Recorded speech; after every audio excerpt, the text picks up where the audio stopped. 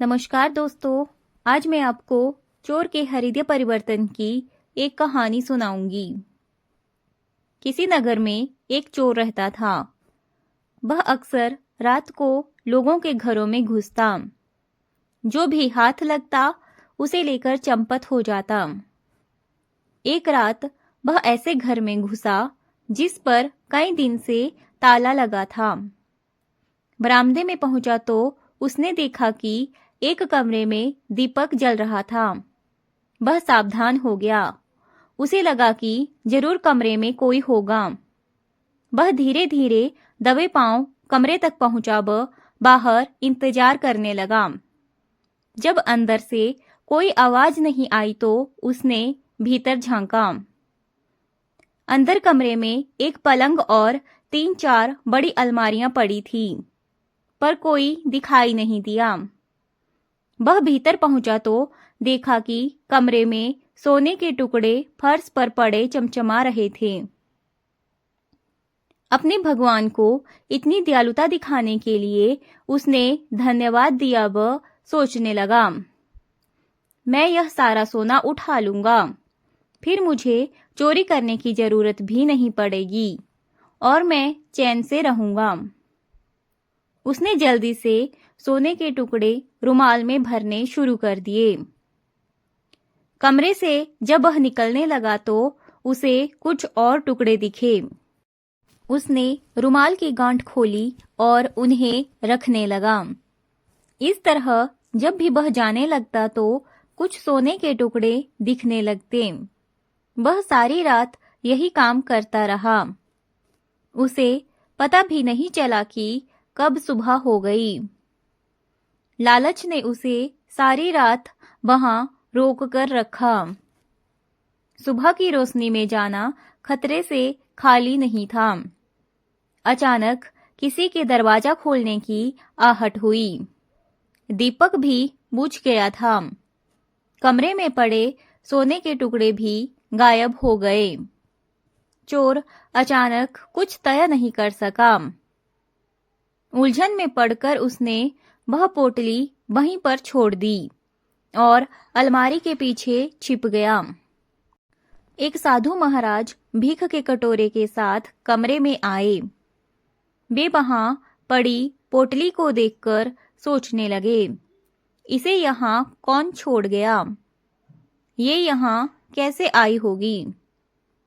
उन्होंने उसे उठाकर खोला तो बीच में राख पड़ी थी। उन्हें कुछ समझ नहीं आया तो वे पोटली को वहीं रखकर बिस्तर पर आराम करने लगे। अलमारी के पीछे छिपा चोर यह सब देख रहा था।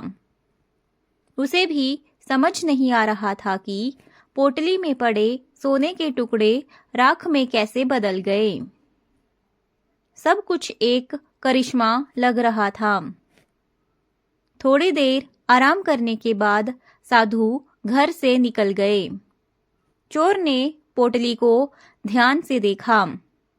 सचमुच उसमें राख का ढेर पड़ा था। वह नहीं जानता था कि क्या करे। दिन में बाहर निकलता तो पकड़ा जाता। फिर वह इस राज को भी सुलझाना चाहता था।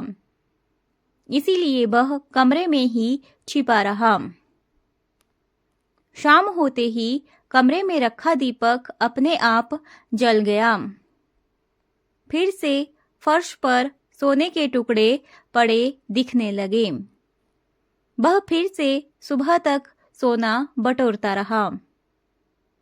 फिर से साधु लौटा और रुमाल का सोना राख में बदल गया। इस तरह चोर 4 रातों तक वहीं रहा। 5वें दिन साधु के जाते ही वह छिपने के स्थान से बाहर निकला और उनके पैरों में गिर पड़ा और बोला, हे महात्मा, मुझे क्षमा करें या जो जी में आए सजा दे दें, पर बता दें कि इस कमरे में क्या हो रहा है। इस जलते दीपक व सोने के टुकड़ों और राख का क्या राज है? साधु ने चोर से कहा, सुनो युवक, कभी इस धरती पर एक मठ था। इस कमरे के स्थान पर साधु संत रहते थे। यह सब उनकी ही इच्छा से कमरे में दीपक स्वयं जलता है। फर्श पर सोने के टुकड़े बिखरे रहते हैं, पर पोटली में बांधते ही राख के ढेर में बदल जाते हैं। चोर साधु की बातों से बेहद प्रभावित हुआ। साधु ने कहा, निश्चय ही तुम पिछले जन्म में भले आदमी रहे होंगे। ईश्वर तुम्हारे प्रति दयालु हैं। उन्होंने तुम्हें सीधे रास्ते पर लाने व तुम्हारा विवेक जागृत करने के लिए ही यह खेल रचा होगा। चोर ने उसी दिन से चोरी करना छोड़ दिया। वह घर जाने की बजाय साधु बन गया, जो लोगों को यही उपदेश देता था, सच्चाई के मार्ग पर चलो और ईमानदारी से जियो। कहानी से शिक्षा। अपने व्यवहार में सुधार करने के लिए कभी देरी नहीं होती। राधे राधे दोस्तों, अगर आपको आज की कहानी अच्छी लगी हो तो वीडियो को लाइक करें और हमारे चैनल को सब्सक्राइब करें। Thanks for watching.